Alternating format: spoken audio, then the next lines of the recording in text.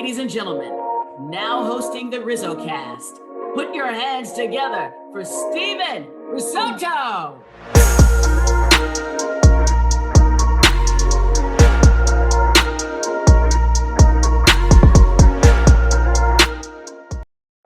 Alrighty, what is going on, everybody? And welcome. My name is Steven Risotto. I cover the San Francisco Giants for SF Bay, and I am the host of RizzoCast, a podcast that features current and former big league players, coaches, fans, media, and others who are regarded as some of the best minds in the game of baseball today. Today's guest is Casey McGehee, a former major league infielder who played in parts of 8 seasons at the big league level. After being drafted by the Cubs in 2003, McGehee found success later on as the starting third baseman for the Brewers for 3 years from 2009 to 2011. He then kind of bounced around a few teams after that. He ended up in Japan for the 2013 season, had an exceptional year there, hitting 28 homers, 93 RBIs with an .891 OPS. He made his way back to the States and back to the big leagues the following year with the Marlins, and he won National League Comeback Player of the Year in 2014. He has now been retired from professional baseball since 2018, and he's now giving back to the very next generation of young baseball players as the head coach of the Union University Bulldogs in Jackson, Tennessee, a D2 college in the Gulf South Conference.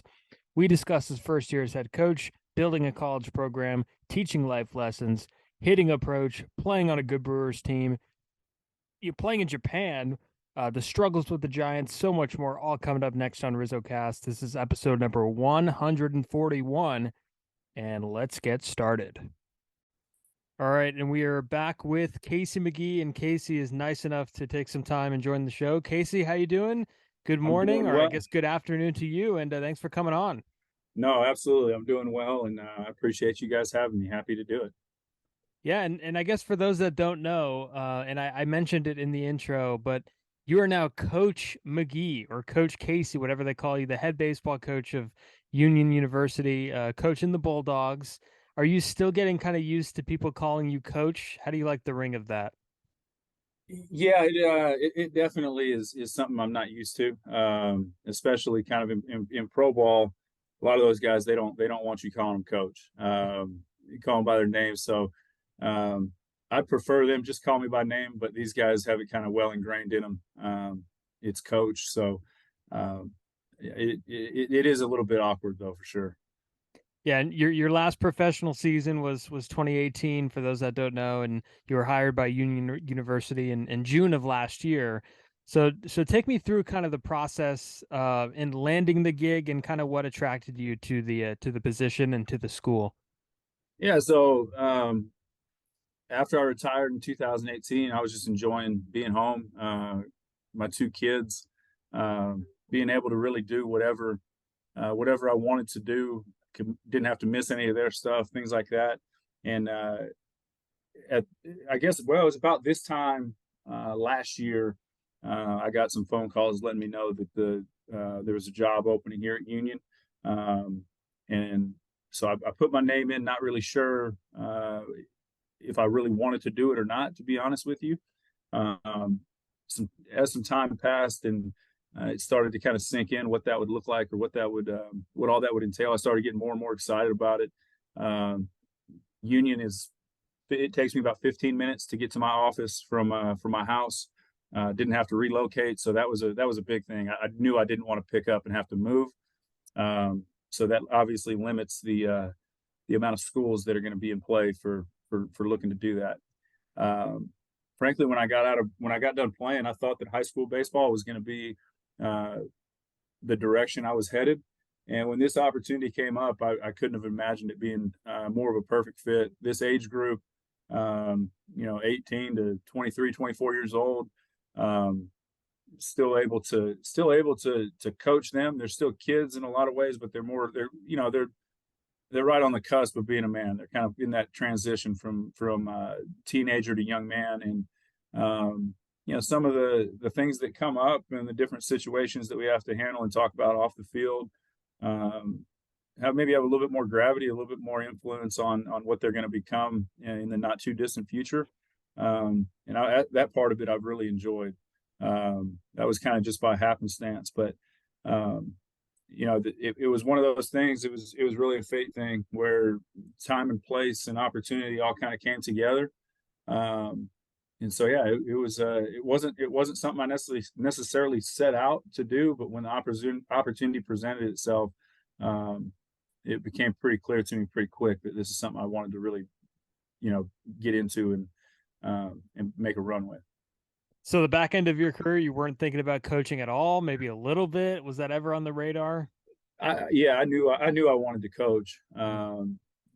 I think I had made some comments to my wife over the years that I really, and I still believe this. I think I will be a better coach than I was a player. I think that I don't have very many skills in life. One of them is I do feel like I have an ability to understand sport and team dynamics and what it takes to be successful. And then two is, I really, the thing I guess that really attracted me to college was just like any player, we all have our thoughts and our ideas of how we would do something if we were running it. And in this situation, I'm basically the general manager, the field manager, the scouting director, all that kind of wrapped up into one. And it gives me an opportunity to find out if my ideas and my thoughts and my philosophies, if they hold water or they don't, which is, that's the challenge is if it doesn't go well and we don't execute it or my ways or my thoughts or philosophies are just off base, then there's nobody to blame other than me. It all falls on my feet. So, I really have enjoyed it. It was a big learning experience this first year. Got some things right, a lot of things wrong. Now trying to improve upon the things we did well and correct the things that we need to correct. Yeah, and your club finished with an overall record of 14-31 this season. What were some of the things you just mentioned that some things worked, some things maybe didn't work?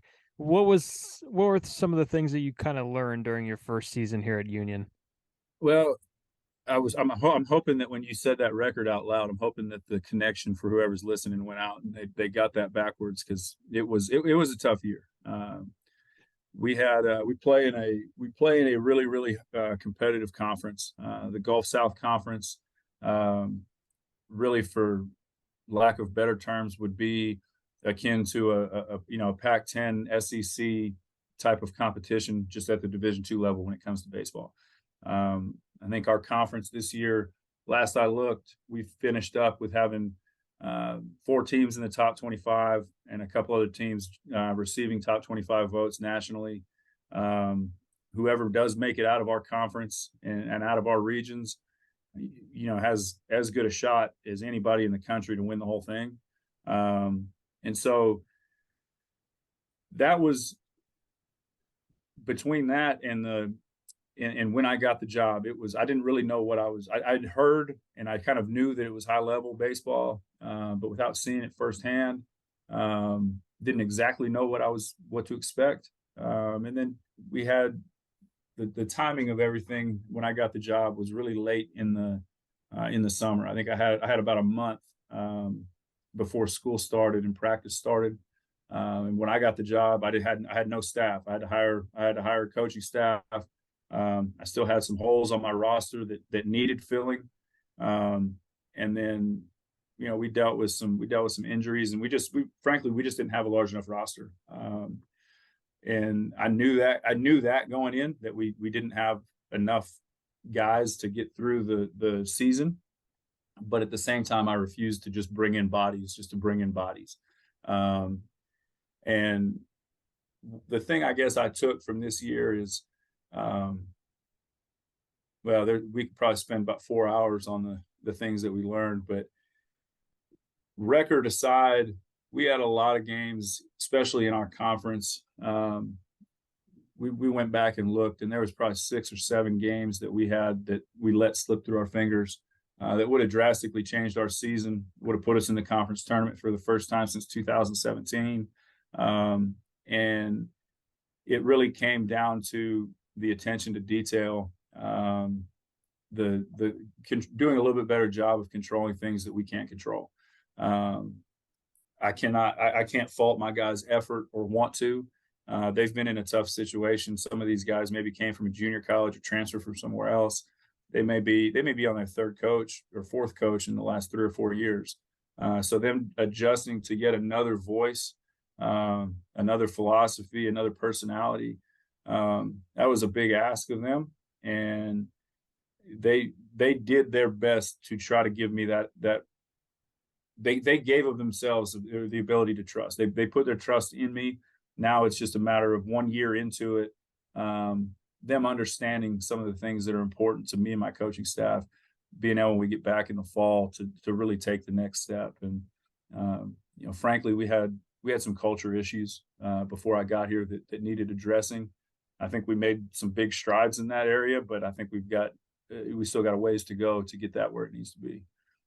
Yeah, and speaking about that culture, I guess there's a few ways, a college coach could look at it. They could be very competitive and look at the wins and losses and, and winning and all of that.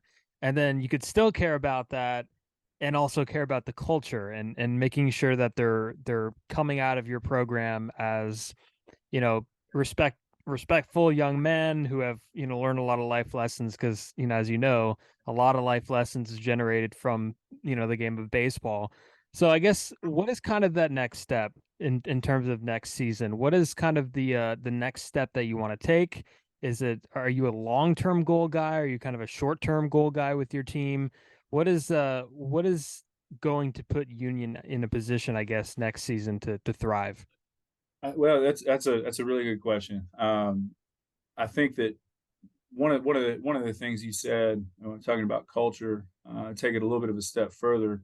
Of course, we want all our guys to leave here as respectful, upstanding young men. I was really fortunate when I was in college at Fresno State to play for a legendary coach, Bob Bennett, and for my money, he's one of the best college baseball coaches of all time. But what he really did was he did more of what you were talking about. He coached the man more than the player.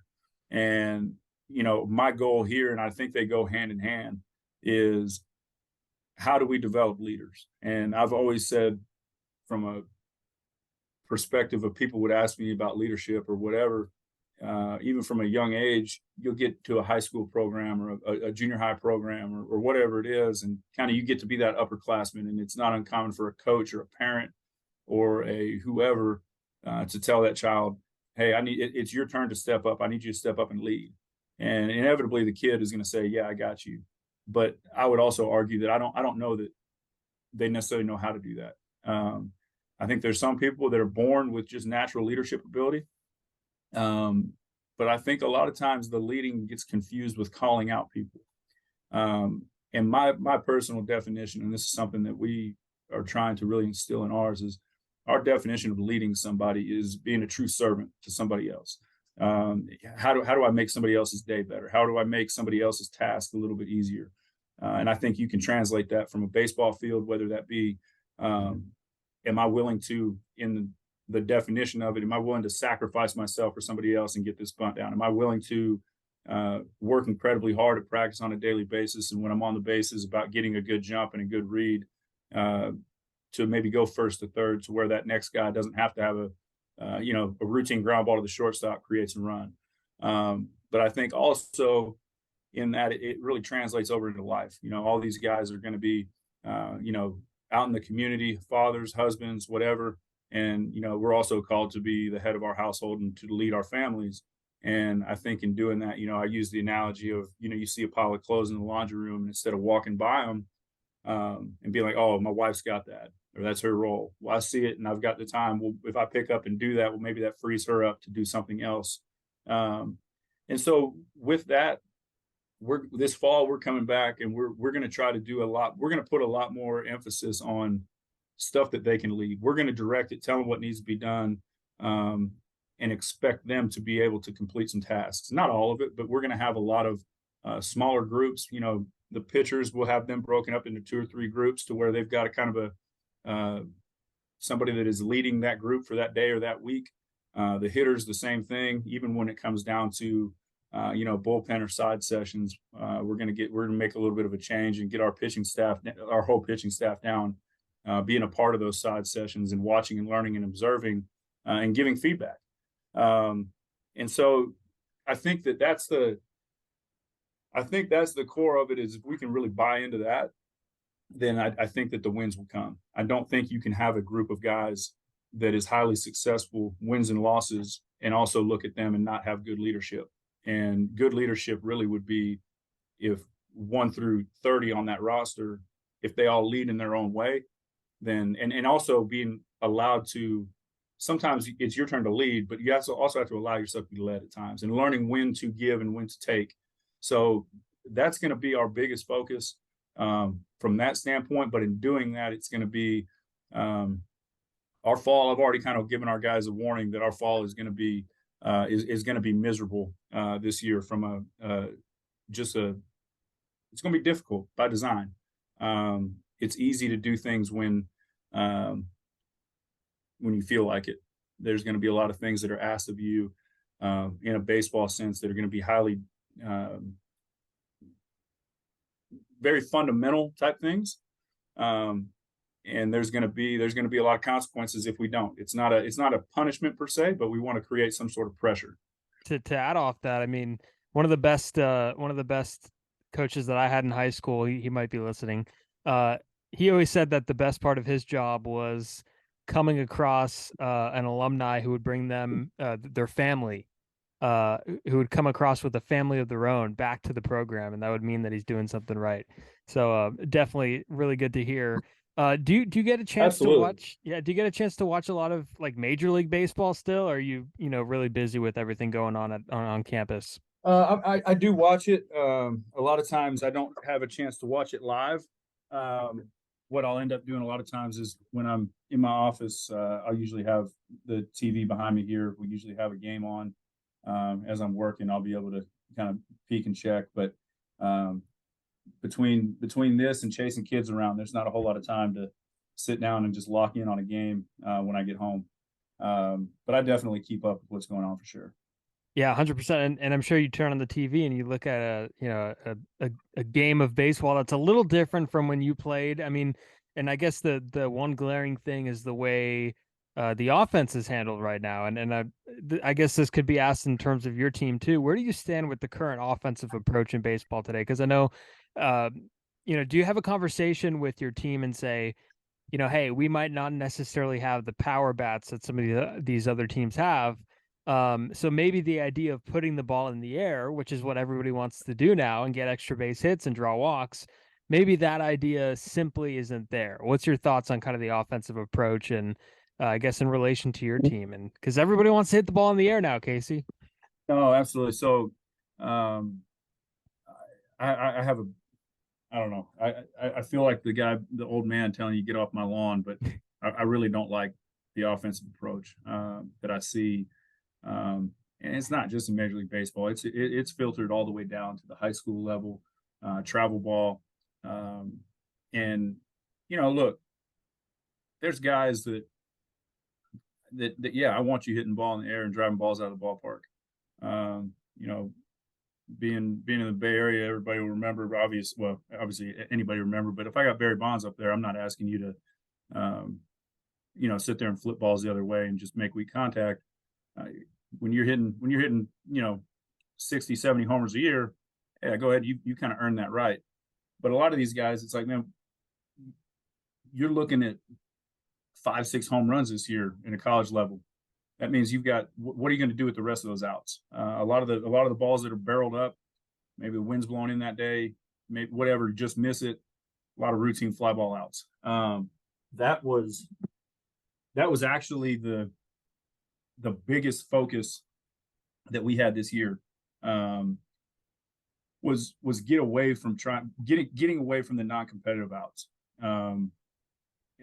Once you get past 8, 9, 10 years old, a routine fly ball's an out virtually every single time. And as the game speeds up, outfielders covering more ground. Those opportunities for balls in the air that don't leave the ballpark to fall in are less and less and less.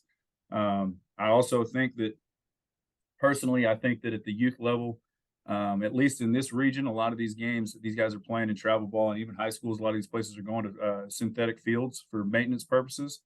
And you look at the footwork of infielders now, and it's pretty bad. So man, we preach and preach and preach. We are trying to hit a ball on a line through a middle infielder's head. It's kind of our sight line, as hard as we can. That way, if we do miss hit a ball and we get under it a little bit, we've got a chance to drive that ball in a gap, drive it out of the ballpark. But also, if we miss it a little bit the other way, we're talking hard ground balls and making people at least have to make 2 plays to record an out, field a ground ball, and then turn around and play catch. So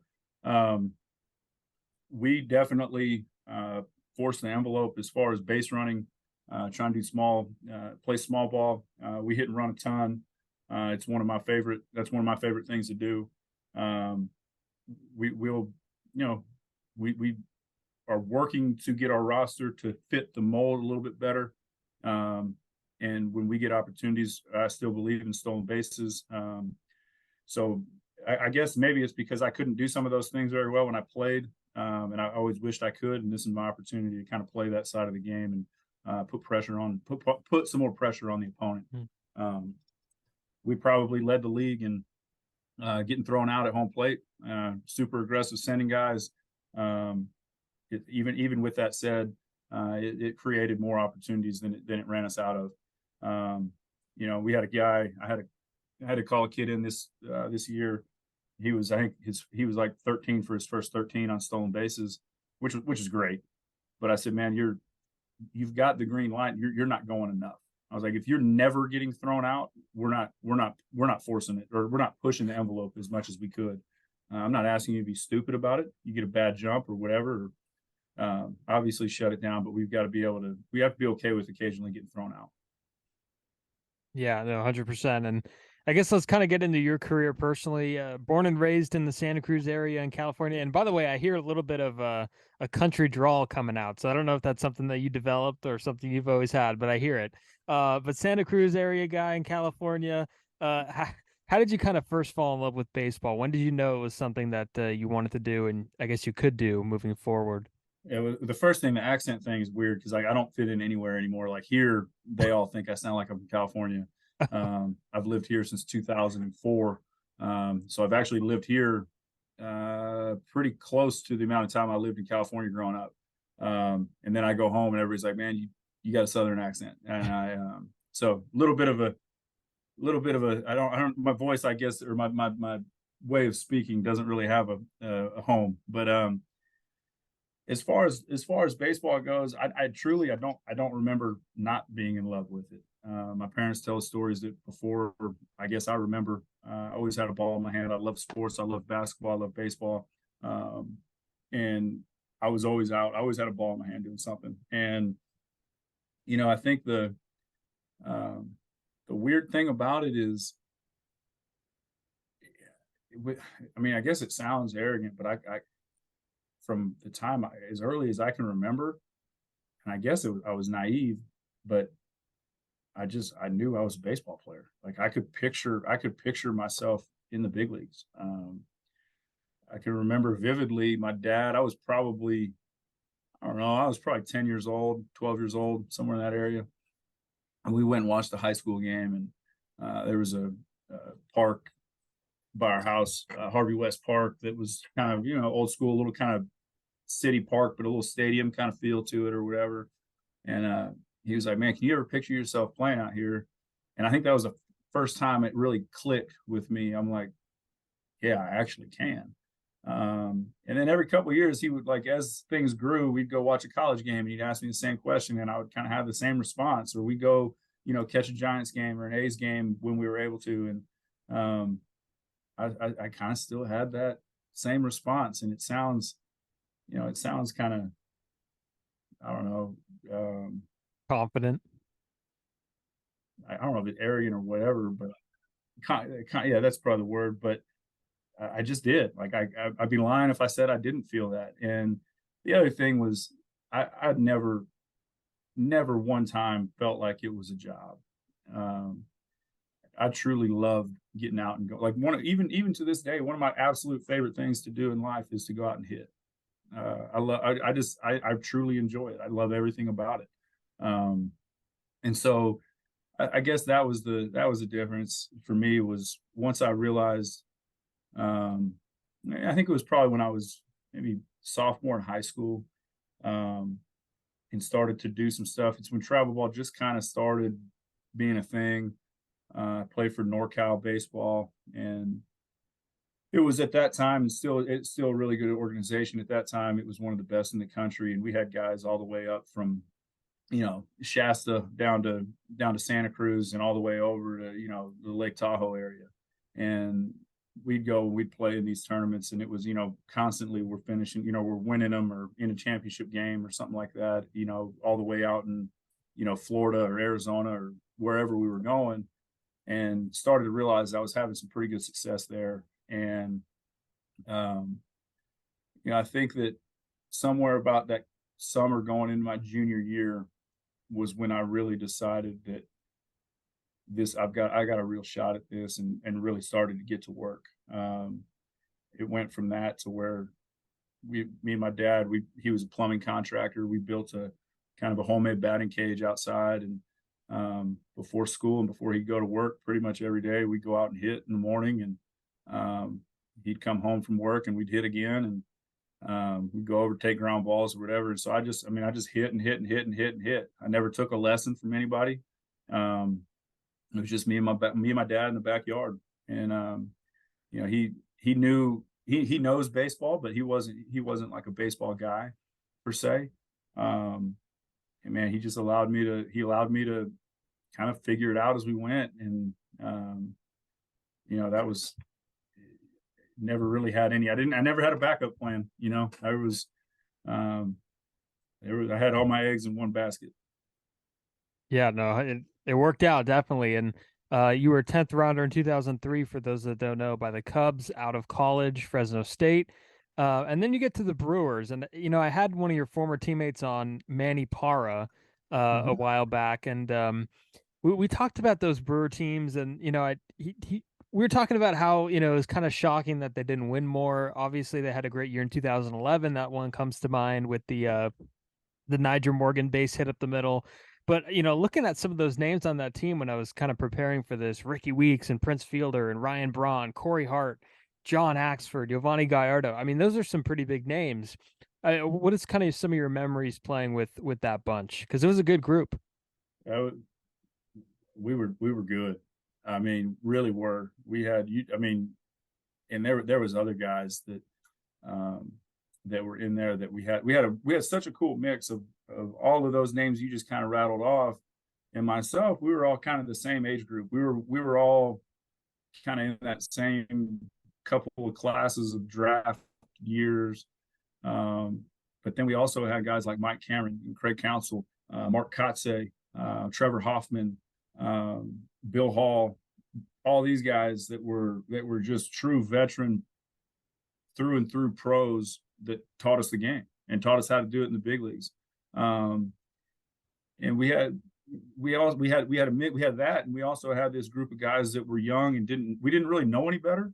We had a lot of energy, and we frankly, I think we probably ticked people off along the way a little bit. But I would be hard pressed to find a team that from first pitch to the last, you would find that played the game harder than we played it. It made it easy when one of our, we had kind of two-headed monster with Ryan Braun and Prince Fielder, and here's Prince, one of the best players in the game, and you couldn't get him off the field. He played every single day. Felt good, felt bad, a little banged up or whatever. He played. He didn't make any excuse for it. But yeah, we had it was, I think, looking back on it, I think that there was probably, we probably left some on the table. I think our ceiling was a little bit better than what we got to. But man, it's really a testament to the teams that go on these runs and win a championship. It is really hard to win a championship. That 2011 year still stings a little bit. I still, even though, the Cardinals go on to win the World Series and they put us out of the National League Championship Series. And that was that was probably the worst 6-game stretch of baseball we played all year. I still think we have the best team in the National League, and we were kind of looking at it now from the Rangers standpoint, who was the American League representative. We matched up really good with that pitching staff. Who knows what would have happened, but it would have been really nice for that group to kind of at least giving ourselves a shot at that, because I really do think we were capable of winning it. A really important question here, because I asked Manny Parra this and he was not a fan of it. But were you in the celebration when Prince Fielder hit the walk-off home run and you guys all hit the deck at home plate? Absolutely. So how did that even, because you mentioned all the veterans on the team. Like, I'm stunned that you guys got Trevor Hoffman to do something like that and some of the other guys. But because that was kind of like the first time that, or at least I remember seeing anything like that. But Manny Parra said that it was really not his style. He did it because everybody else did it. But just kind of way ahead of the times there, I guess, with that one. No, absolutely. My computer's glitching out on me here. What's going on? Can you see me still? I can, yeah. All right, I'll just go through it then. I got a black screen. There we go. So we actually did something earlier in the year.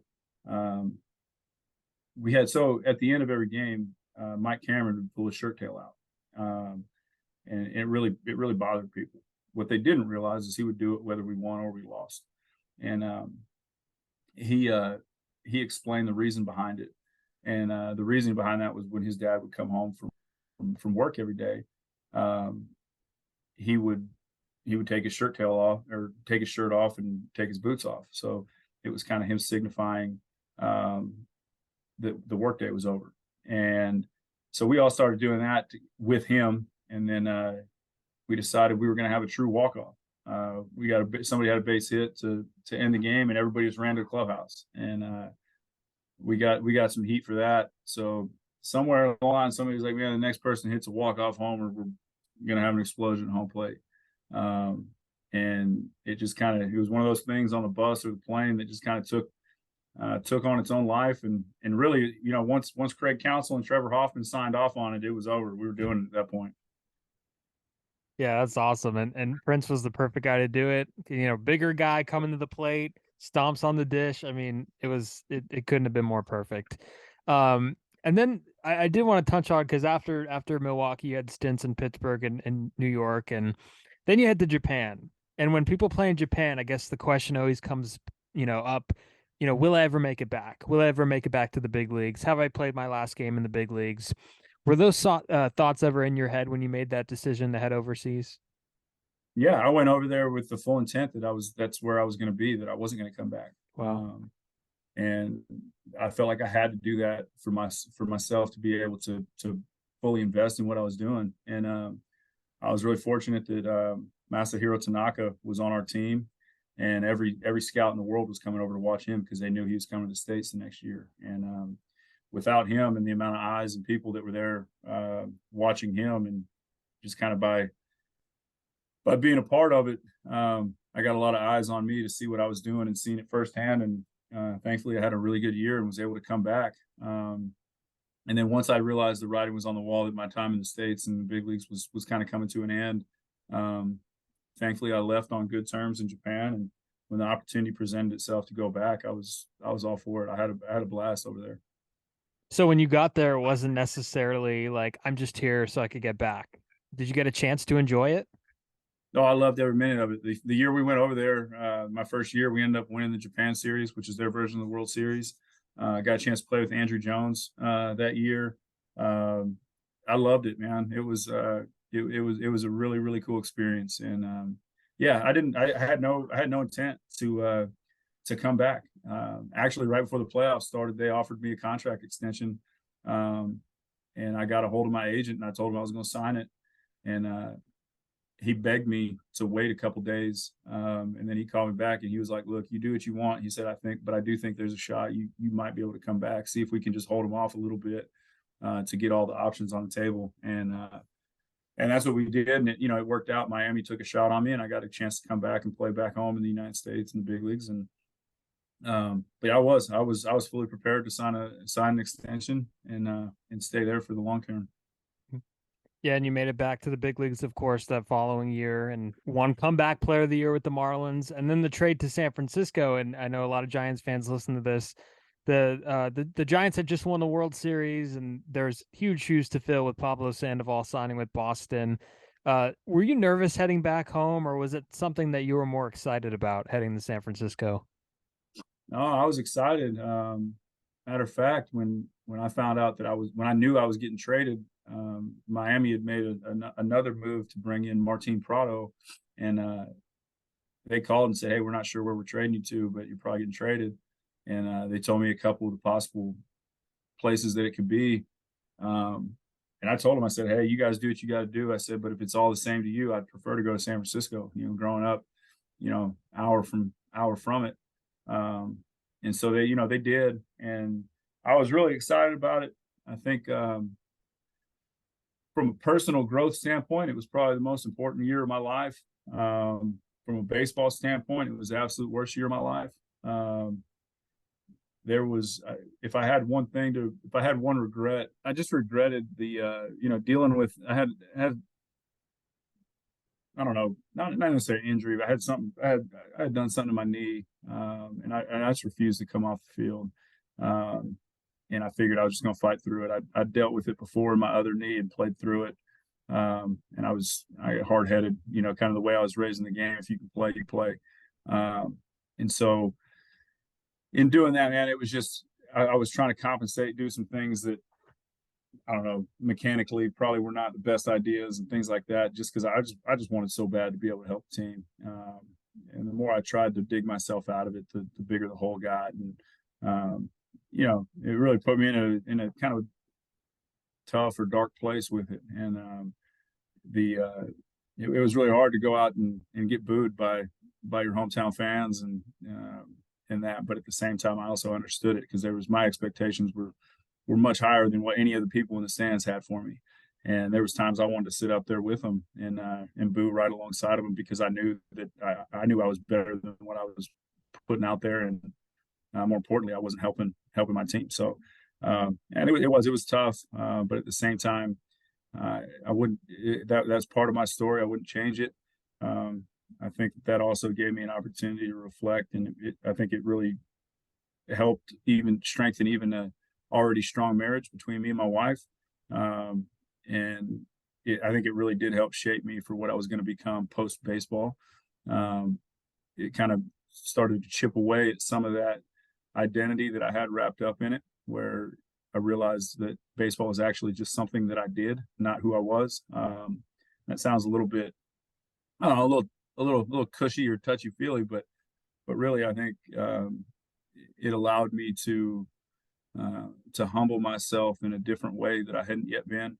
And it was really the catalyst for my faith, and a lot of different things that came out of it. So as much as I hated it in the moment, and if I had a chance to hit the rewind button and do it all over again, would I hope that the outcome was different? Absolutely. But at the same time, that is what it is. And even now with what I'm doing, a lot of the lessons I learned through that, when I go and talk to my guys and try to hold them accountable, I tell them all the time, like, look, man, I get this game's hard. This game can frustrate you, can beat you down.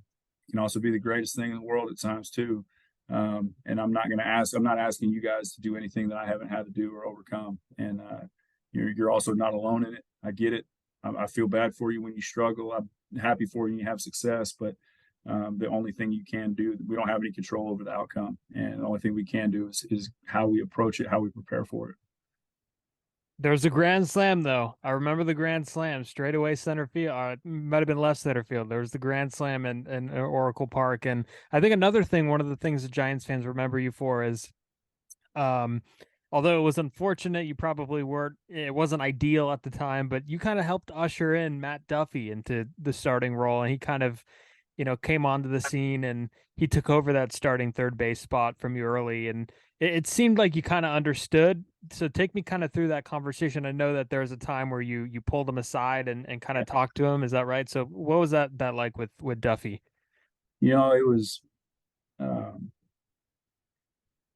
I was upset, obviously. I knew it was coming. I was, it wasn't a shock to me. It didn't make it any easier, but I knew it was coming. I understood it. I'd have done the same thing.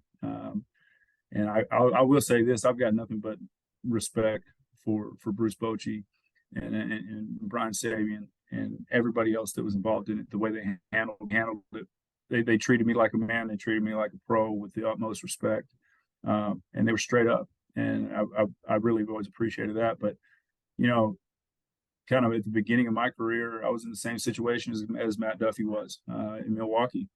Bill Hall was kind of the guy that I started eating into some playing time when I got going, and he pulled me aside one day and was like, "Hey, you're doing what you're supposed to do.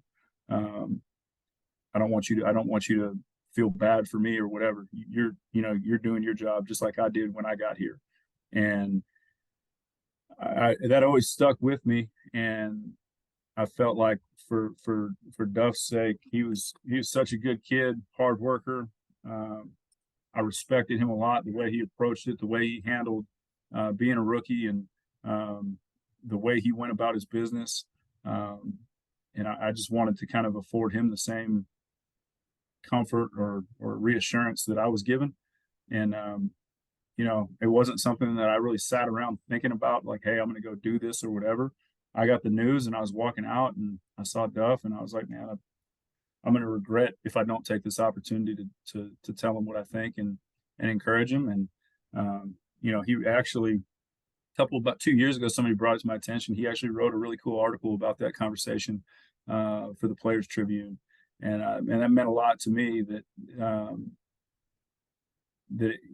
it had some small impact on him. And, I'm sure that at some point, the kind of guy he was, the best thing that I could hope for is that he was able to kind of pass that along and pay that forward, because that's how that was what was done to me. And hopefully that's something that, through that can leave some sort of a lasting impact on the game. My dad was always big, whatever you do, better than you left it. The game's definitely not better when I left it because of how I played, but hopefully a situation or two like that and some other things that happened throughout my career, maybe there was some small way that I left something slightly better than when I got it. So, it really did mean a lot to me that he appreciated that conversation. Well put. And last thing before we get off here, but I want to ask about your son, Mac, because I know Mac suffers from cerebral palsy and autism, and you were kind of open about his situation during your career. Where's an update? How's Mac doing? How's the family doing? Man, he's doing outstanding. He just finished his freshman year of high school. He drives, and he actually finally got his first B in a class. So he was a straight A student until he had one class that got him. But he helps out with kind of managing on the football team and the basketball team, and then he plays baseball. He pitches. He got a chance to get in a couple JV games as a pitcher and actually had a little bit of success. But he really is. I probably don't tell him enough, but he's really an inspiration to me. I'm really impressed with how he handles it. We don't spend much time talking about his disabilities, but the rare times that we do, some of his thoughts and how he handles it, and hearing him verbalize how it's impacted him and how he kind of deals with it, it's really cool to hear. He's got a really good group of friends that they aggravate him and treat him just like everybody else, and it's not like he's the kind of add-on to the group as a charity case. Like he's one of them, and to see him interact with his peers and his classmates, it's been really cool. And my daughter, she just finished her 7th grade year. She's ate up with basketball. I think she's got a chance to be pretty good. If I'm not on a baseball field, I'm usually in a gym with her rebounding. She got it honest, I guess. She came to me New Year's Day, and her New Year's resolution was she was going to not take but make 300 shots a day all year. And she did the math. I forget how many hundreds of thousands of shots that turned out to be. But to this point, here we are in June. She's still on track. She's been 6 days a week, every week, and she's starting to it's really cool for me to be able to watch it. She's starting to see some of the work she's putting in show up when she's going and playing in games. She got a chance this actually past weekend to play with, even though she's in 8th grade, she got a chance to play with the high school JV team at a team camp, and she had a couple games where she got going pretty good, and it was actually didn't look like she was in over her head. So we got a lot going. Yeah, it seems like you're keeping up with it. And by the way, that's 109,500 shots per year. So how many of those are you matching? No, I straight rebounding. We'll get into some shooting competitions every once in a while, and I do not take it easy on her. I'll tell her I do if she beats me, but I try to whip her every chance I get. But that's why I told her, I was like, look, you can do all this. There's no guarantee that you're going to get where you want to go. Her goal is to play at a Power 5 Division I school basketball. Her ultimate goal is to play in WNBA. Whether she does or she doesn't, I have no idea. But I did tell her, and this is kind of the same thing I talk to my guys about. We talk about winning a national championship every day. I was like, if you're not working like that, it's the end goal, then you're not even getting yourself a shot. So, I think a lot of people, they think they work hard, they think that they're dedicated, but frankly, for you to be at the level that she's saying she wants to get to, it's really tough to have balance. You're going to miss out. I've explained to her, you're going to miss out on things that your friends do. You're going to have to tell them, like, hey, yeah, I'll come do that, but it's after I get my work done. And the cool thing about it for me is it's not me dragging her. She's the one wanting to get up at 5 o'clock in the morning and go shoot before school, or get home done with work, and we go do it at whatever time it is. And I've kind of made that rule with her. If she wants to go, we're going to go. I'll never tell her no. So it's really fun to just watch your kids. And my son, in his own way, he's the same way. It's just really cool to watch your kids find something that they love to do and work to perfect it, or get as close to perfection as you can. And watching them overcome the failures, it's really fun to watch them to grow that way. It's really awesome. And Casey, I really appreciate the time. Congrats on your first season at Union. We'll be looking forward to how the Bulldogs do in coming years. And thanks for coming on. I know we went a little bit over, but I appreciate the time. It was a blast. Oh, you're good. We do this again next time when you tell us, when we talk about the record that I had the year before. We're about to flip this thing on its head here pretty quick. Absolutely, yeah. Payback for me dropping the record on you. I'm sure you've heard it so many times, and next year it's going to be different. We'll book a date for next year. If we were in our locker room, I just put it up on the wall yesterday. Big old bold letters when you walk out the doors. I want them to see that record every single day when they walk out, so you don't forget. There you go. I think I tell them all the time, man. You got to know where you're going if you're going to get there, but you also got to know where you're coming from. So you can't forget. You can't forget where the low points along the way, or you're going to lose. You're never going to have any direction if you don't know where you've been and where you're going. Well put. Well, good luck in the future. And again, thanks for coming on. Everybody could follow the podcast on Twitter and Instagram at RizzoCast. Go check it out. Wherever you find your podcast, Spotify, Apple, go check that out as well. And without further ado, more episodes coming up soon. And see you next time.